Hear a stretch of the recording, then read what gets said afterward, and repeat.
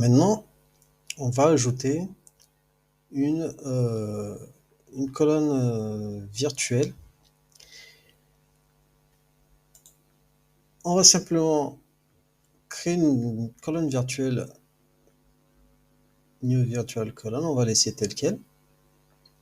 Et ce qu'on veut, c'est compter le nombre de fois où le matériel qu'on est en train de choisir, on veut voir si ce matériel-là est déjà réservé pour une période donnée.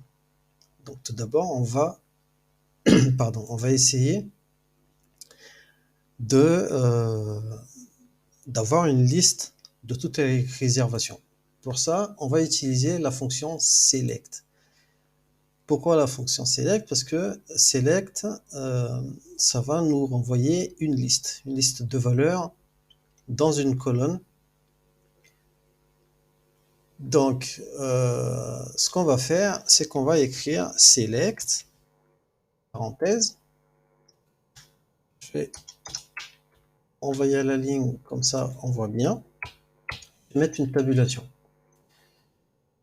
Et ensuite, ce que je vais faire, c'est que je vais suivre le format qui est là. From dataset colon, select row, distinct only. Donc, from dataset colon, moi je voudrais qu'il renvoie une liste de réservations dans la table réservation et dans la colonne réservation, reservation ID. Et pour lequel, donc là, normalement, donc si je retourne dans select, je dois faire une virgule et ensuite la condition. Donc, je fais virgule. Je voudrais qu'il me donne la liste pour lequel cette valeur, la valeur que je vais saisir dans la liste déroulante, dans choix équipement. Donc, pour ça, il faut écrire this_row choix équipement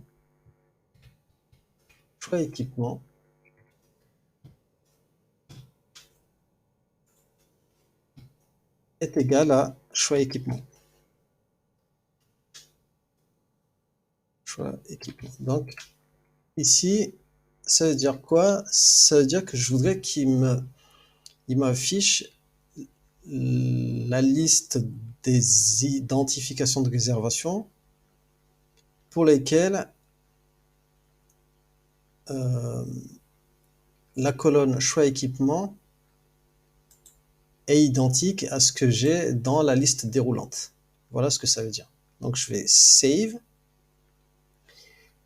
Je fais save. Et ensuite je vais faire done. Je vais faire save. Si je retourne ici, element type, si je fais texte, que je voudrais modifier un petit peu l'affichage.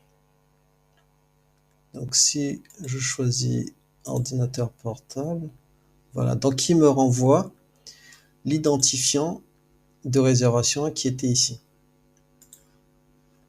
Si je choisis tablette, il ne m'affiche rien parce qu'il n'y a pas de réservation pour une tablette. Par contre, si je mets souris sans fil, il y a une réservation et on devrait retrouver cet identifiant-là.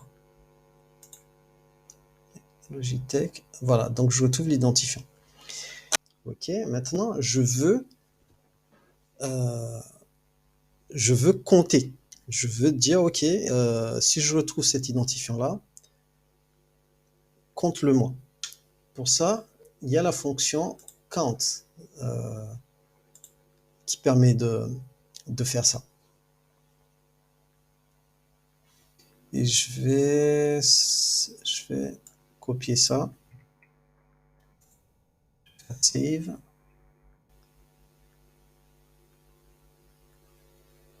Et je vais créer notre colonne virtuelle. Et je vais faire count tout ça. Et ça va nous compter. Et on va regarder ça va nous donner un nombre.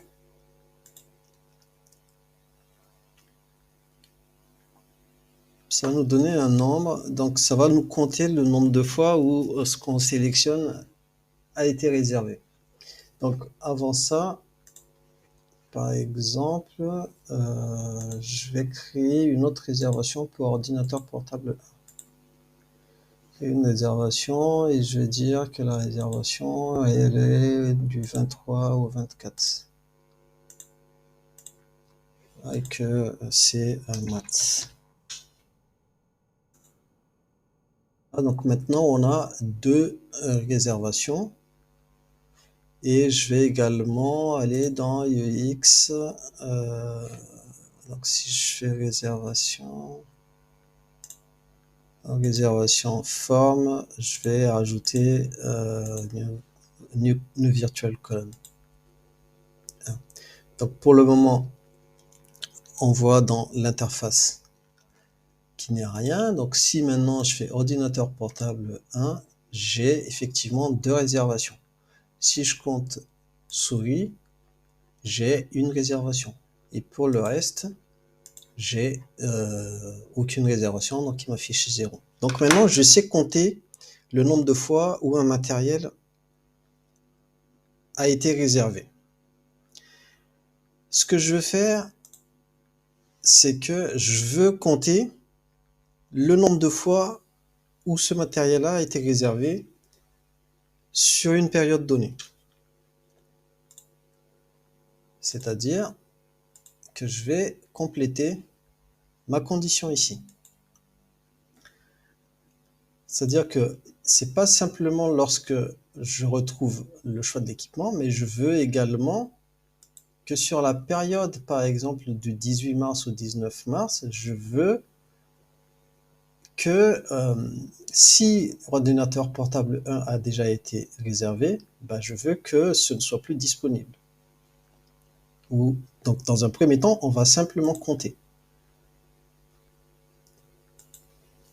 Ce que dans AppSheet, ça se traduit comment? En fait, je vais simplement dire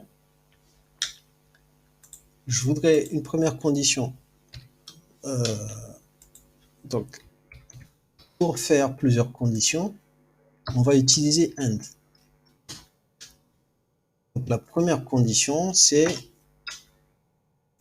je veux que ce que je choisis dans la liste déroulante soit égal au choix équipement. Mais je vais également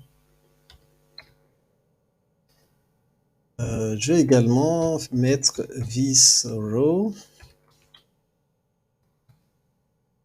Je veux que date de fin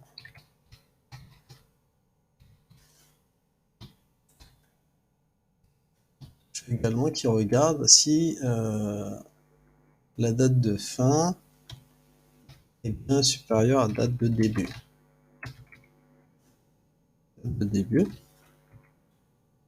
Et je veux également que la date de début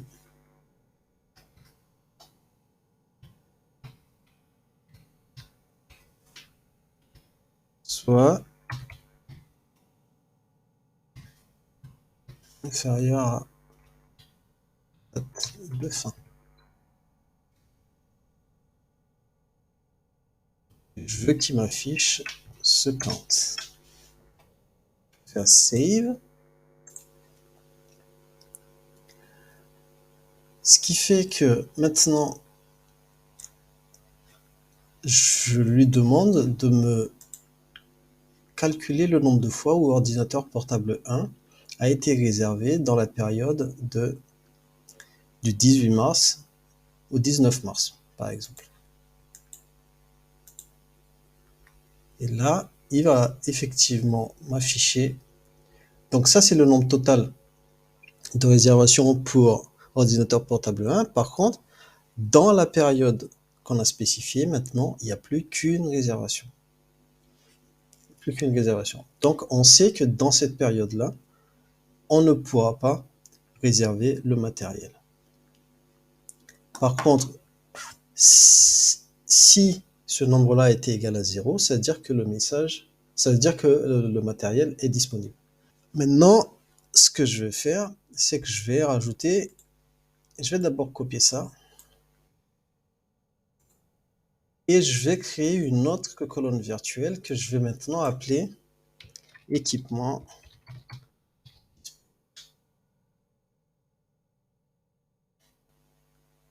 Et je vais mettre donc tout ça, si tout ça c'était égal à 0. Et je vais mettre save. Et automatiquement, AppSheet va le mettre sous forme de yes, no, colonne. Et je vais mettre done.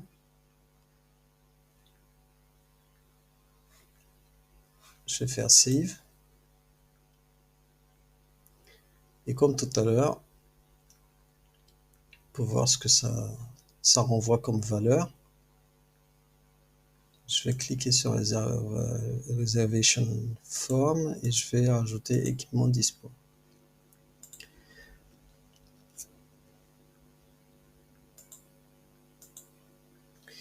Donc maintenant, si je fais ordinateur portable sur la période, il met ordinateur portable 1 a déjà une réservation et donc il n'est pas disponible. Si je prends souris sans fil, on a également une réservation. Donc normalement, la disponibilité devrait être non. Donc c'est ce qu'on a ici. Par contre, si je modifie la période, si je mets du lundi 21 au mardi 22, l'équipement est du coup disponible. Donc notre test fonctionne bien. Donc à partir de là, je peux enlever l'affichage de ces deux-là, parce que ça ne me sert plus. Et maintenant, je vais simplement rajouter une autre colonne virtuelle pour pouvoir formaliser un petit peu cette disponibilité. Donc au lieu d'avoir un gros bouton Y et N comme ça pour la disponibilité, je vais créer une colonne virtuelle que je vais appeler message non disponible.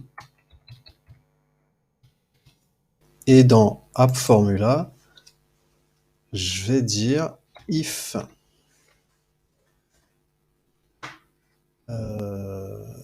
équipement dispo. Donc, je vais écrire équipement dispo. Si la colonne équipement dispo, pardon, je vais mettre les crochets. Si la colonne équipement dispo n'est pas vide ou est égale à true, alors je voudrais qu'il m'affiche dispo.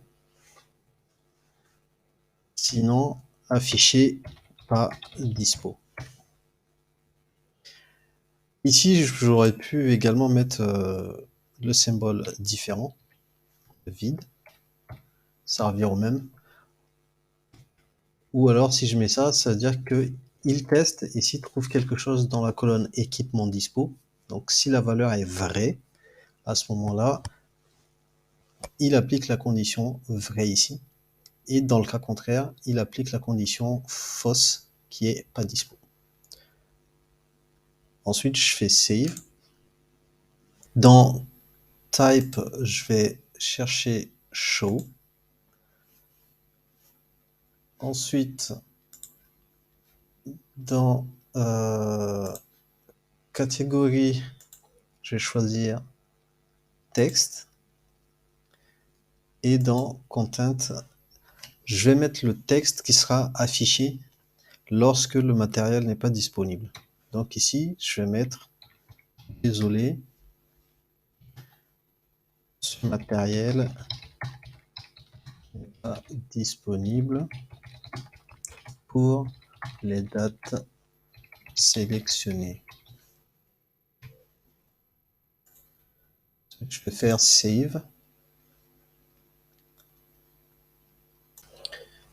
Et ensuite, dans Show, je vais décocher, je vais cliquer ici et je vais écrire une nouvelle condition. Donc, je vais lui dire d'afficher le message lorsque, donc, il y a deux conditions. La première, pardon, c'est pas, il y a deux conditions. La première, c'est is not blank. Donc, si la colonne choix équipement n'est pas vide. Et la seconde, c'est si la colonne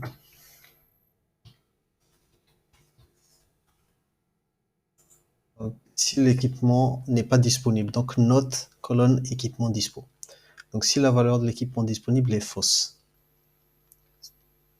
C'est-à-dire qu'il y a au moins une réservation déjà pour le matériel. Et là, je vais faire Save.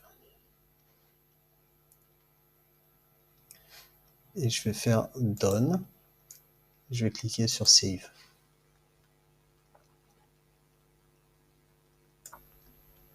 Donc, voyons ce que ça donne. Maintenant, si je retourne dans Réservation, si je sélectionne Ordinateur portable 1, donc j'ai le message « Désolé, ce matériel n'est pas disponible pour les dates sélectionnées » qui correspond à un message non disponible, puisqu'effectivement, il y a déjà, si on retourne ici, on voit qu'il y a déjà une réservation qui est faite par Joe entre le 18 mars et le 19 mars. En revanche, si je change la date, si je mets du 29 au 30 par exemple, 29 au 30, je n'ai plus le message. Donc c'est parfait.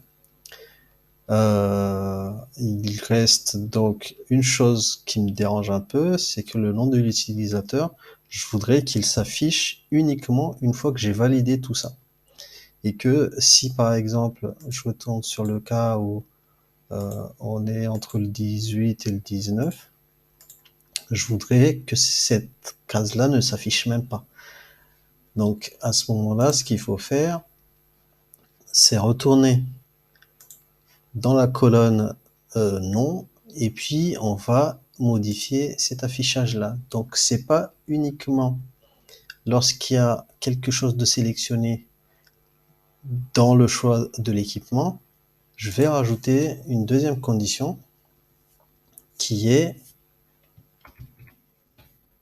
j'écris d'abord ma condition AND, je mets ma virgule, et ensuite je vais dire, je voudrais que la colonne message disponible, message non disponible, je voudrais que ce soit différent de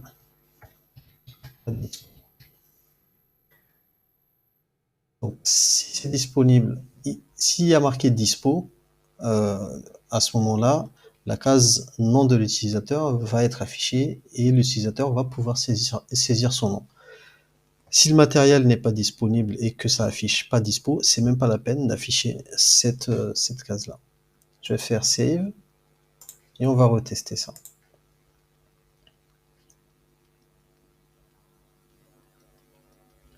Donc je retourne sur ordinateur portable 1.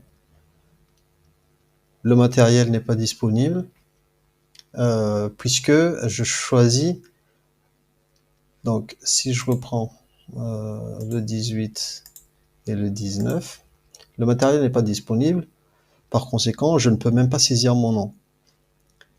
Si je prends un autre matériel, on va dire ordinateur portable 2, il est disponible, donc je peux tout de suite saisir en mettant Marie, par exemple. Ordinateur portable 2 a été réservé par Marie. Voilà pour cette partie. Je vous retrouve dans une prochaine vidéo pour améliorer ensuite l'affichage au niveau de l'UX et pour créer la dernière vue qui est la vue planning qui est sous forme de calendrier. À tout de suite.